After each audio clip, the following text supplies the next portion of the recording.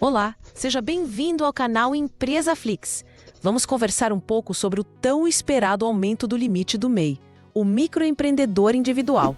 No nosso bate-papo, vamos analisar o que está acontecendo com os projetos de lei que tentam aumentar esse limite, como o antigo PLP 108 de 2021 e o novo PLP 67 de 2025. E vamos direto a uma informação que talvez você não saiba. O atual limite de R$ 81 mil, se fosse corrigido pela inflação oficial, desde que foi implementado em janeiro de 2018, já deveria estar, hoje, em um valor próximo a R$ 120 mil.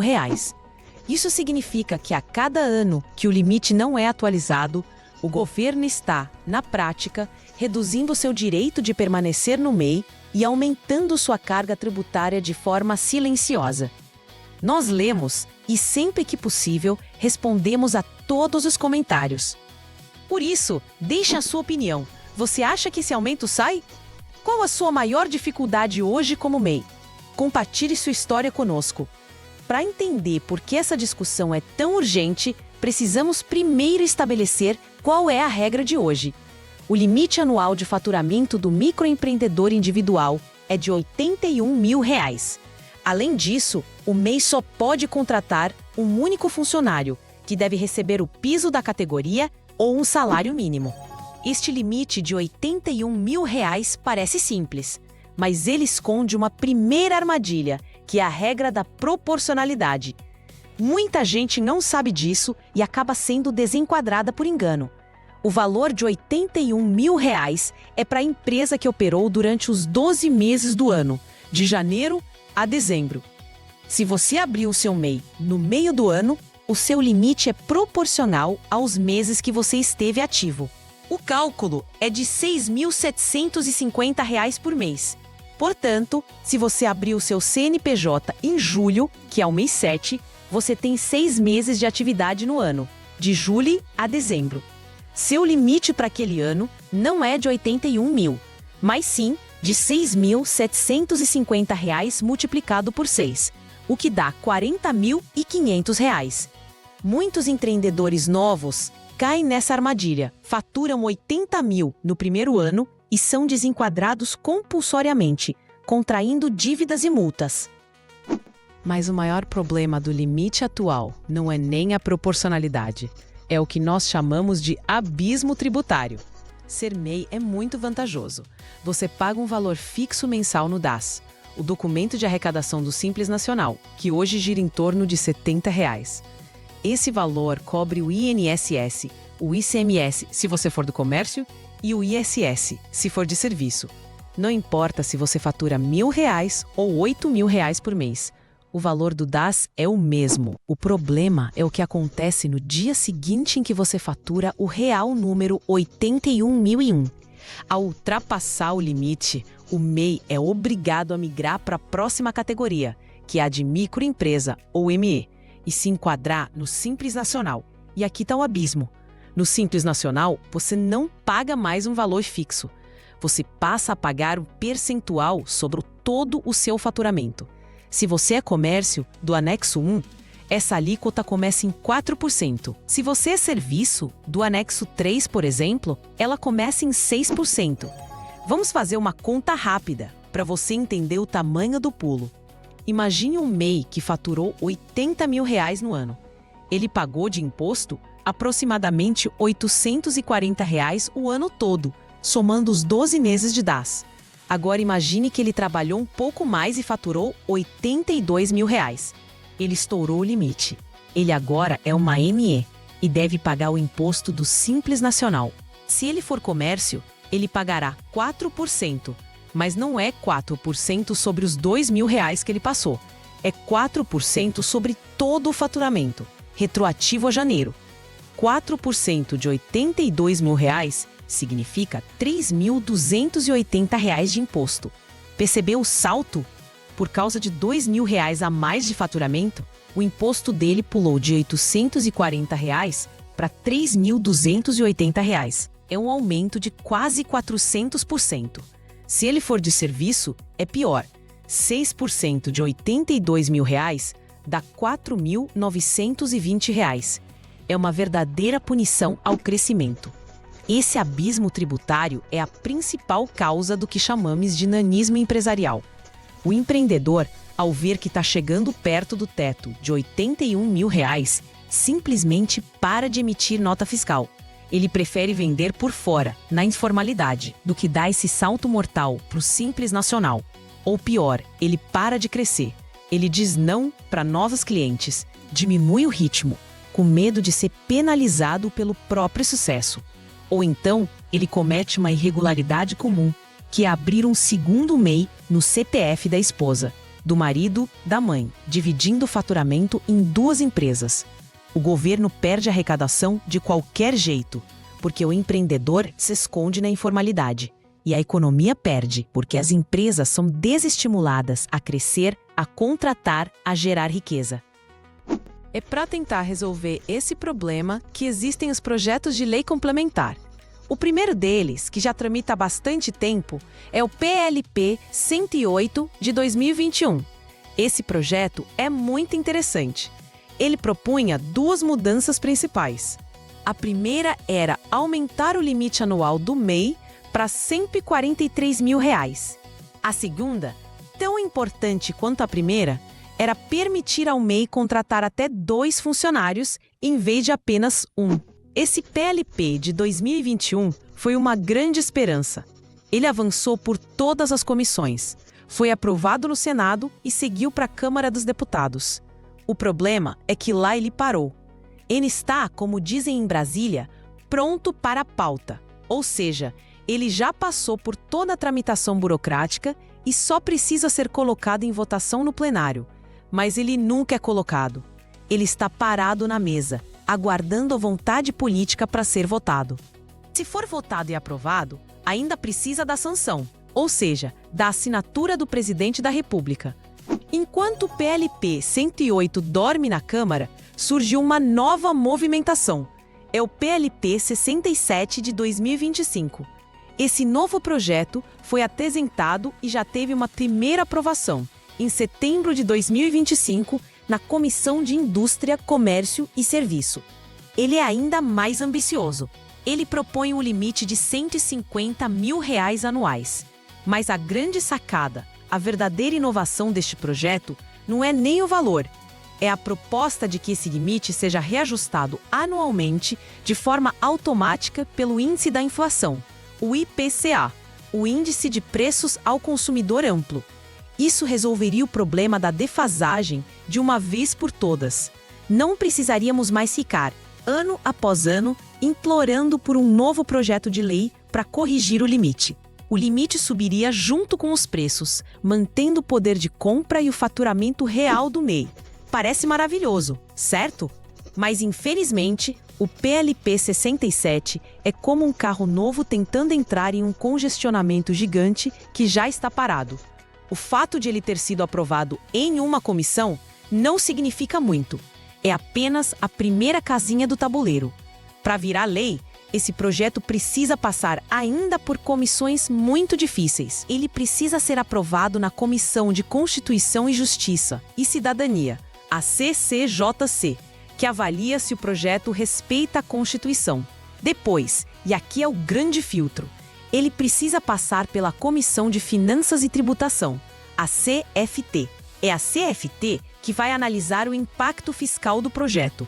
Ou seja, ela vai calcular quanto o governo deixa de arrecadar se esse aumento for aprovado.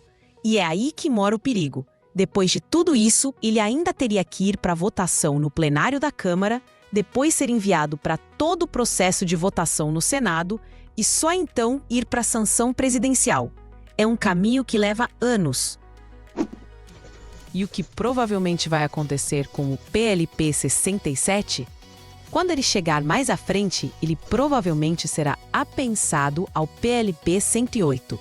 Apensar é um termo técnico que significa juntar, unificar os projetos que tratam do mesmo assunto. Em vez de votar os dois separados, eles são fundidos em um só. Na teoria, isso é para otimizar o trabalho. Na prática, significa que o projeto novo, com suas boas ideias, vai ser amarrado no projeto antigo. que já está parado no congestionamento. Ele não fura a fila, ele entra no final dela. Agora vamos falar com honestidade sobre por que isso não anda. Porque um projeto tão importante que beneficia milhões de empreendedores e estimula a formalização fica parado por anos? A resposta é uma só: arrecadação. O governo, seja ele qual for, vê o aumento do limite do MEI como uma perda de receita. E essa visão é, na minha opinião, um erro de cálculo econômico gigantesco. O governo raciocina da seguinte forma: se o limite subir de 81 mil para 150 mil, duas coisas acontecem. Primeiro, milhares de empresas que hoje são microempresas, ME, no Simples Nacional e que pagam 4 ou 6% de imposto, vão poder voltar a ser MEI pagando apenas a taxa fixa de R$ 70. Isso é uma perda de arrecadação imediata. Segundo, centenas de milhares de MEIs que estavam prestes a estourar o limite de 81 mil e que iriam começar a pagar 4 ou 6% no ano que vem, vão permanecer como MEI por mais tempo. Isso é uma perda de arrecadação futura. Para o Ministério da Fazenda, que só olha a planilha de entrada e saída de dinheiro no curto prazo, isso é inaceitável. O que essa visão míope não enxerga é o outro lado da moeda. Como dissemos, o MEI que bate no teto de 81 mil não vira magicamente um bom contribuinte do Simples Nacional. Ele vira um sonegador. Ele para de emitir nota. Ele usa a máquina de cartão no CPF pessoal. Ele abre um MEI laranja para o parente. A economia informal explode. O governo, ao tentar proteger a arrecadação dos 4%, acaba perdendo até mesmo R$ 70 do DAS, pois o empreendedor se esconde.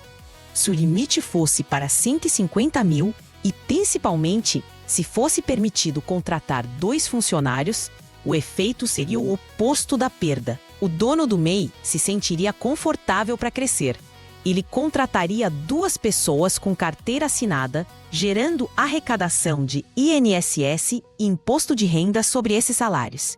Ele compraria mais matéria-prima, mais equipamentos, pagando ICMS e IPI embutidos nesses produtos. Ele emitiria nota fiscal de todo o seu faturamento, porque estaria seguro dentro do limite. A base de arrecadação aumentaria. O empreendedor, crescendo de forma saudável, eventualmente ultrapassaria os 150 mil e se tornaria uma microempresa sólida, um contribuinte forte do Simples Nacional, e não um MEI assustado e informal. A mesma lógica vale para a correção automática pela inflação, o IPCA. Por que isso é tão difícil de aprovar, assim como a correção da tabela do Imposto de Renda à Pessoa Física?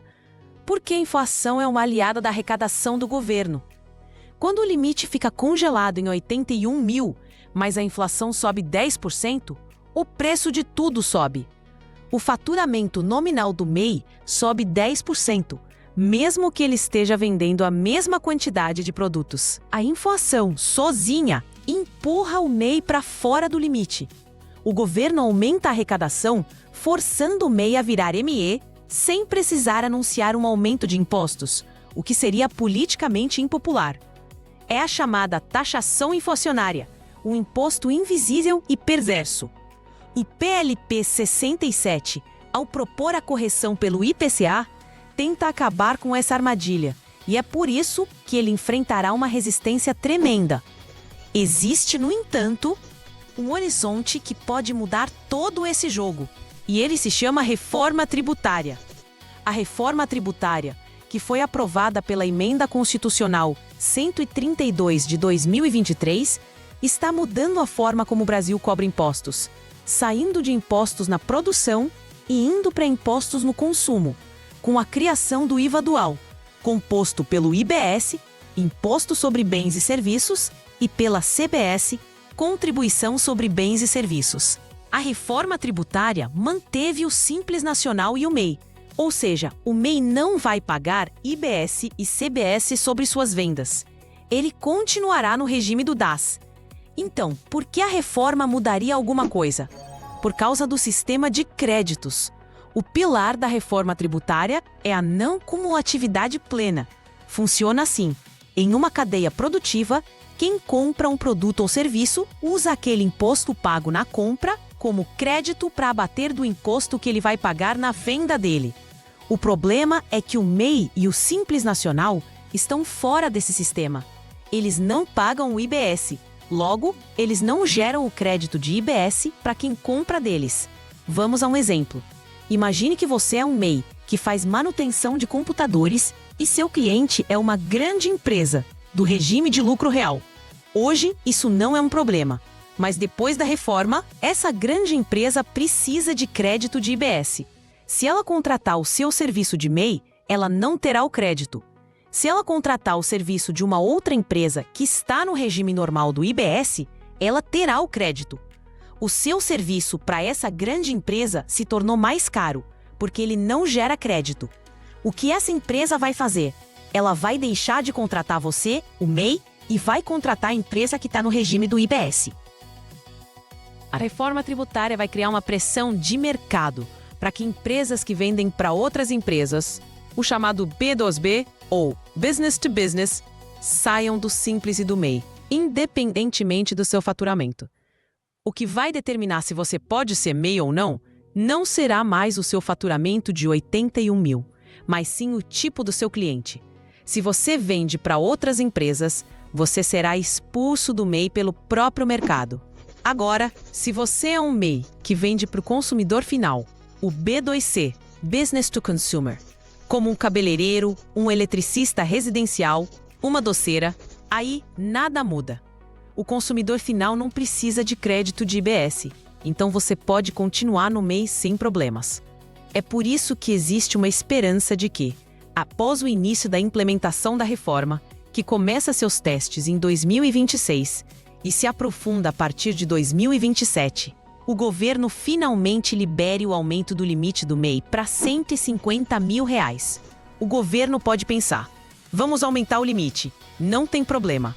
Todos os MEIs que vendem para empresas já terão saído do regime de qualquer forma, por causa dos créditos. O aumento do limite só vai beneficiar os pequenos que vendem para o consumidor final, e o impacto fiscal disso será muito menor. É uma esperança, mas é uma esperança complexa, que depende da forma como a nova dinâmica tributária vai se assentar nos próximos 5 a 7 anos.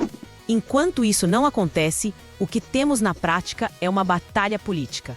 De um lado, milhões de empreendedores pedindo por uma regra justa, que é a simples correção da inflação e a remoção de uma punição ao crescimento. Do outro, um governo focado na arrecadação de curto prazo, que usa o congelamento do limite como ferramenta de aumento silencioso de impostos. Muito obrigado por sua audiência. Convidamos você a assistir aos outros vídeos do nosso canal, onde detalhamos mais sobre gestão, tributação e os desafios de empreender no Brasil.